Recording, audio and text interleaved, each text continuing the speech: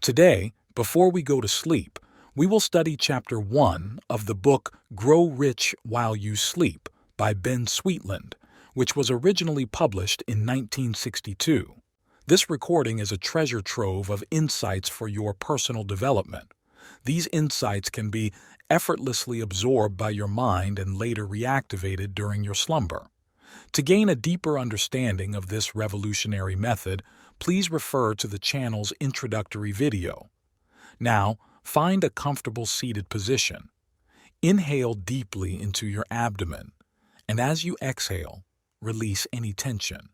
Take a moment to breathe in and breathe out.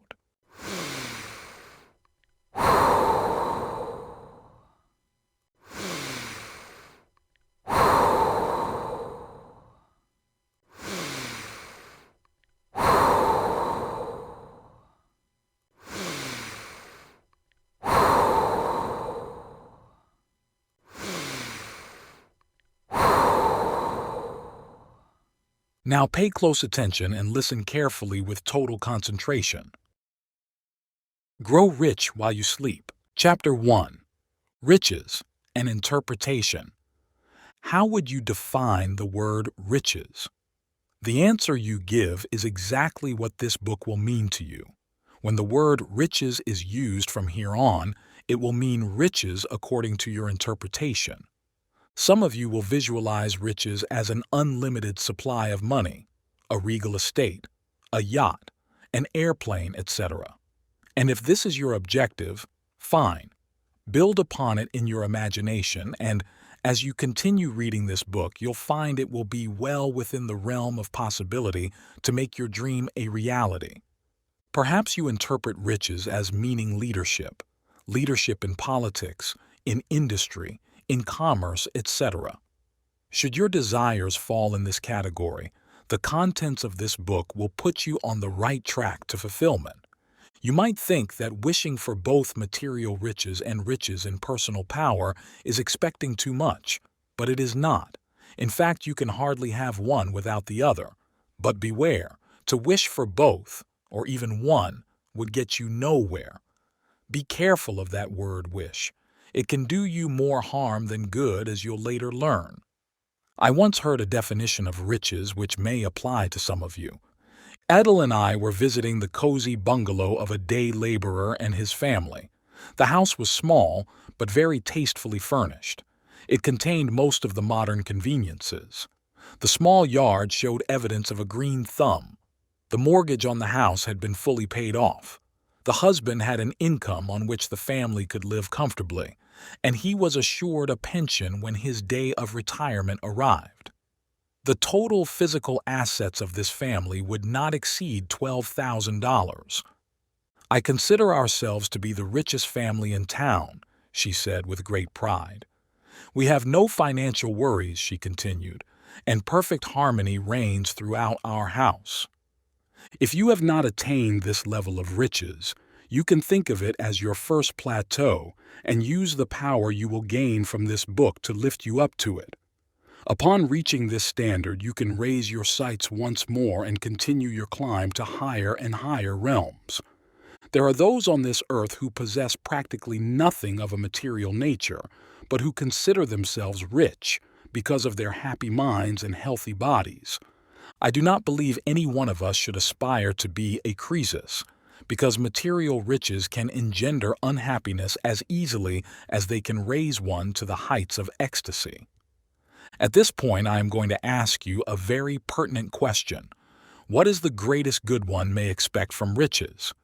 To have money in the bank, to own a palatial home, to be able to entertain lavishly, to be able to travel anywhere, anytime, in first-class manner, and to have a wardrobe which would be the envy of all, are a few of the things you might consider as being the advantages of riches. Think of these things and anything else which might be associated with money, and you will still be wrong as far as an intelligent answer to the question is concerned. The real reason for wanting riches is to be happy. This is the end result of all accomplishment. Although one thinks his goal is riches, in reality he is seeking the soul-satisfying happiness which comes with achievement. The riches are his reward for attaining his objective. At this point, let me cite a few illustrations which will make my point clear. A New England capitalist had a unique way of spending his surplus money. He owned a large, fully stocked farm. Each summer, a large number of underprivileged children was invited to spend a few weeks at this farm.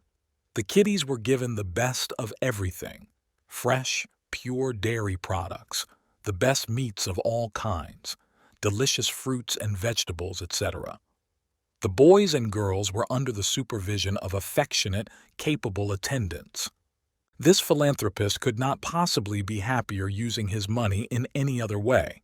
He would retire at night with a smile as he thought of the joy he was giving to children who were not used to it. And then there is a generous financier in New York who gains his happiness in quite a different way.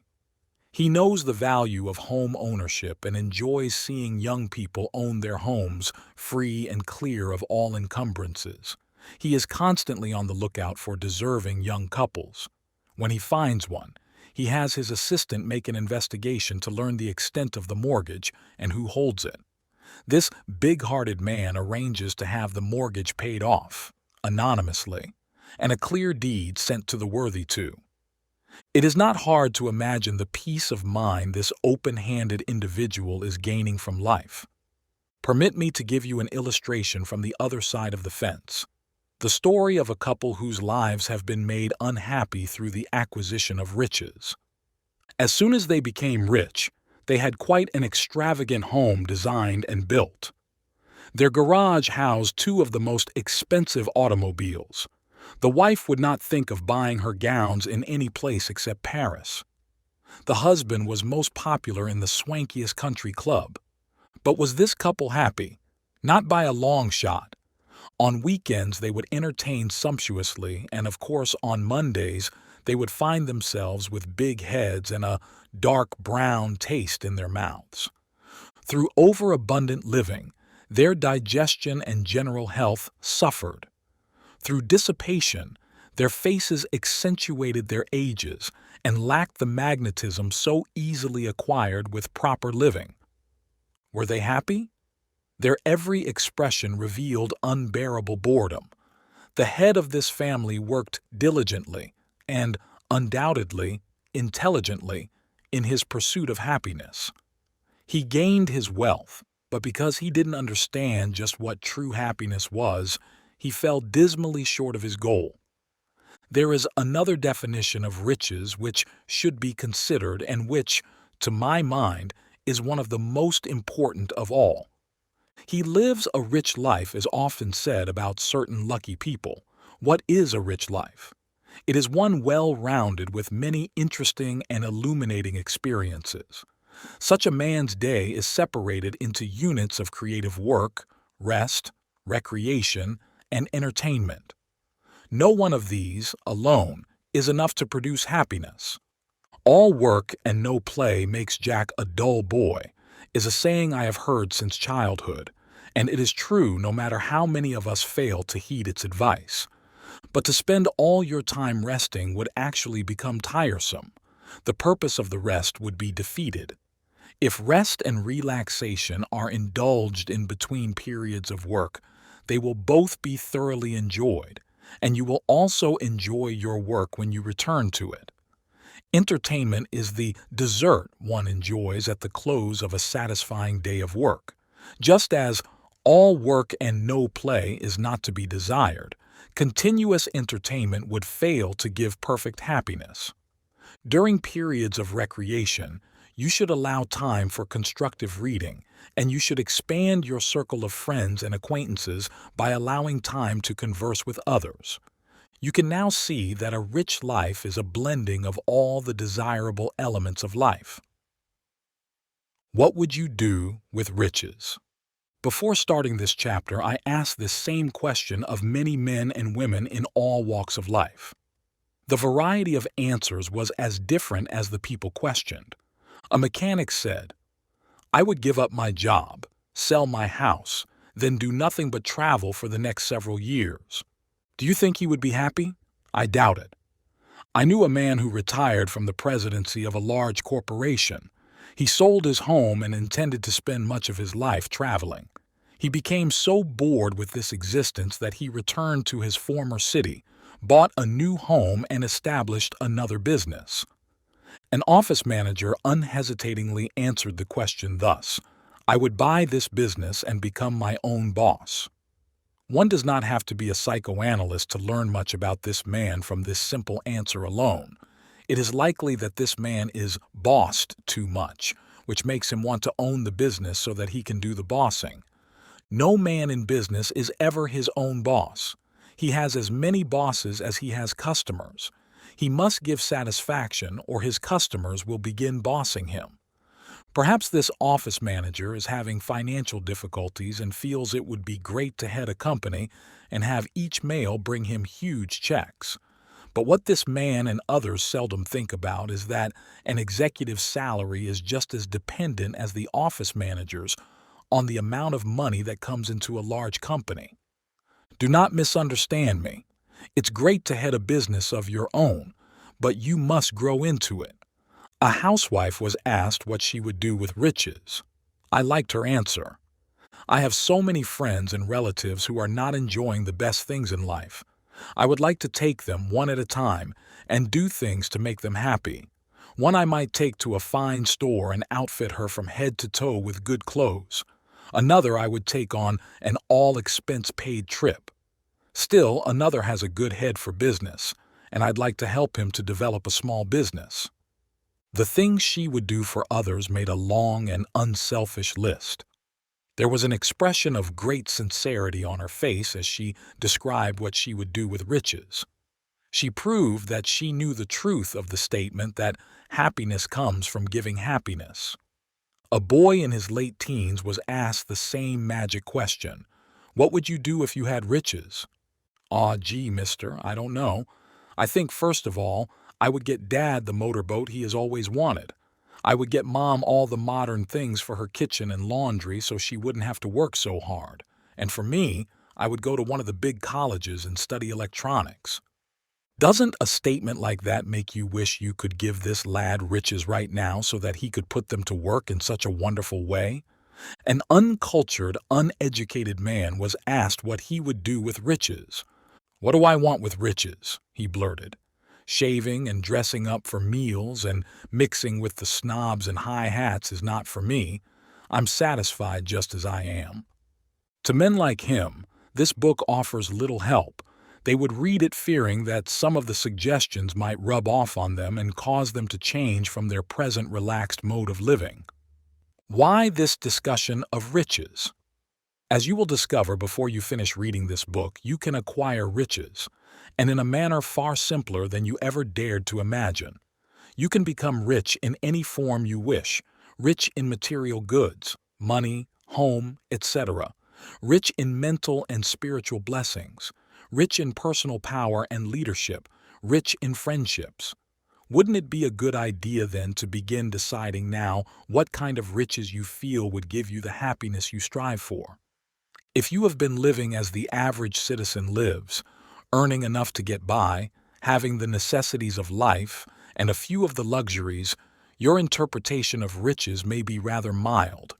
Your bills all paid and a few $1,000s in the bank could be a situation so far beyond your present status that it would seem foolish to dream further.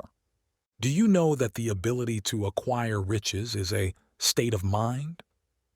Napoleon Hill, author of Think and Grow Rich, said, "Anything the mind can conceive and believe, the mind can achieve." To gain the full import of this statement, you must think about it.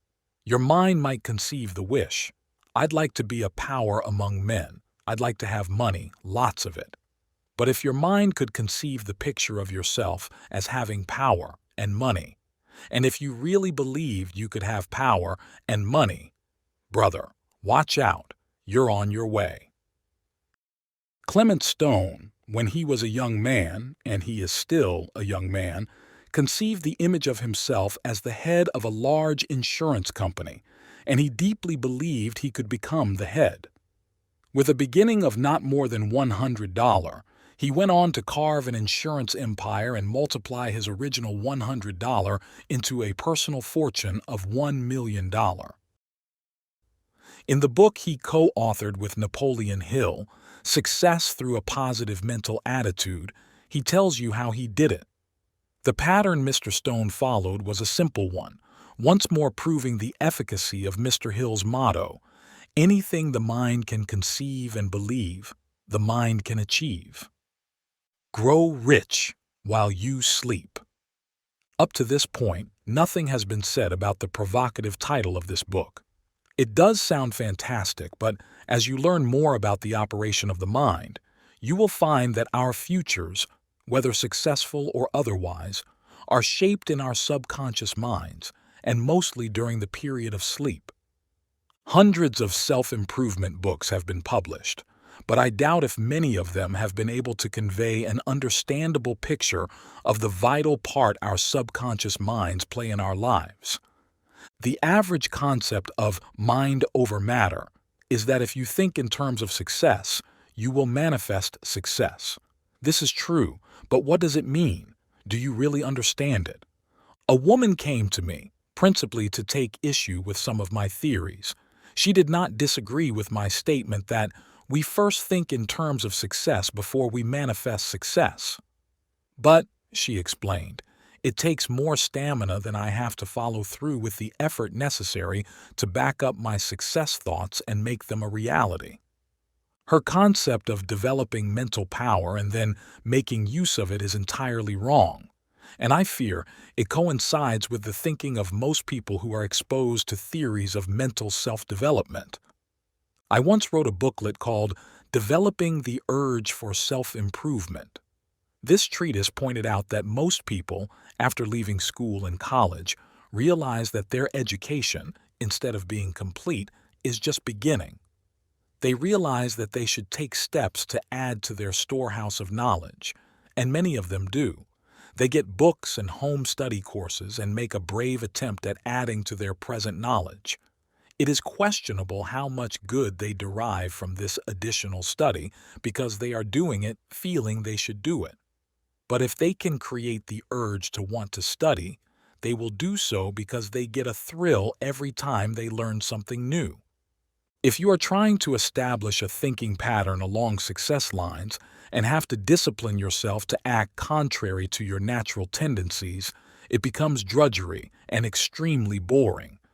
Few will continue with such a regime, coming to the conclusion that this is not intended for me. On the other hand, once you have accepted the idea that you are a success, your subconscious mind will guide you to the type of thought and action which will produce success. There will be no driving yourself to follow certain procedures. You will do all of the things in keeping with the success plan because you want to do them. Isn't all of this exciting? Can you wait until you begin taking the steps which you now instinctively know will liberate you from payday blues? No, I am not digressing from the remarks I made earlier about growing rich while you sleep. I am including the previous points to help make it apparent to you that to grow rich while you sleep is not fantastic, but a natural phenomenon of the subconscious mind. As I have pointed out in many of my previous books, we have two minds, the conscious and the subconscious minds. The conscious mind takes care of all of our thinking, scheming, and planning, while the subconscious mind looks after all of the involuntary operations in the body, breathing, circulation of blood, restoration of worn tissue, etc. In addition to this, it has reasoning powers independent of the conscious mind. While the conscious mind is working on one thought, the subconscious mind can be devoting itself to something else. Haven't you often said, I have a feeling I should do this, or I have a feeling I should not do that? I know you have. Where did that feeling come from? It did not float from free air and bump into your mental antenna. It came from your subconscious mind. If the feeling was negative in its nature, it was because you habitually feed your subconscious mind with negative thoughts. And the reverse is fortunately true. Positive thinking will create positive reactions in your inner mind. When you arise in the morning, what is your normal tendency? Do you slip into consciousness with the thought, well, another day at the grind? Gosh, I wish I could sleep another hour or two. Or do you start your day with vibrancy and the thought, boy, I feel good. I'm going out and shatter all records today. Why the great variation in day openers? Is there something physically wrong with the one who sluggishly starts his day? Perhaps yes, in a few rare cases. In the great majority of instances, however, the condition at waking is a reflection of the thought pattern established in the subconscious mind the night before. If you go to bed with thoughts such as, boy, today was a tough one. I have some hard nuts to crack tomorrow which I am not looking forward to, etc., etc., etc., you are apt to be restless all night long while your subconscious mind mulls over the tough day thoughts you gave it earlier. Is it any wonder you awaken dreading the new day? But suppose you go to bed building on such thoughts as, boy, will I knock them over tomorrow? Today was a fairly good day, but nothing to be compared with what I'll make it tomorrow. I'm going to turn in, have a good night's sleep, and wake up early, raring to start the big day. Isn't it easy to understand how such an established thought pattern will bounce you out of bed with extreme enthusiasm? Now then, isn't a ray of light beginning to pierce the cloud of uncertainty which confronted you when you first saw the title, Grow Rich While You Sleep? In fact, don't you begin to appreciate the fact that the only way you can trigger success consciousness is while you sleep? Whenever a powerful thought seeps into my consciousness, I sense a slight twitching in the general neighborhood of my solar plexus. This, I am sure, is the building within of an urge to get up and at 'em. Right now, as I reread this chapter before starting on the next, I notice the same physical reaction, indicating, I am sure, that although the thoughts in this book are my own, and even with as much as I am accomplishing, I have far from reached my capacity of achievement. How do you feel? Has that twitching caught up with you? Do you now intuitively know that the magic password Open Sesame, which unlocks the door to a life of great abundance and glorious happiness, is yours? If you don't feel the twitch, you have not been concentrating while reading. So for your sake, have a little break of some kind. Thoroughly relax, and then reread this chapter before starting the next one. In fact, in any event, it might not be a bad idea to read the chapter again before proceeding. It will be a fine way to get a good start to the new life awaiting you. End of chapter 1. Take a moment to breathe in and breathe out.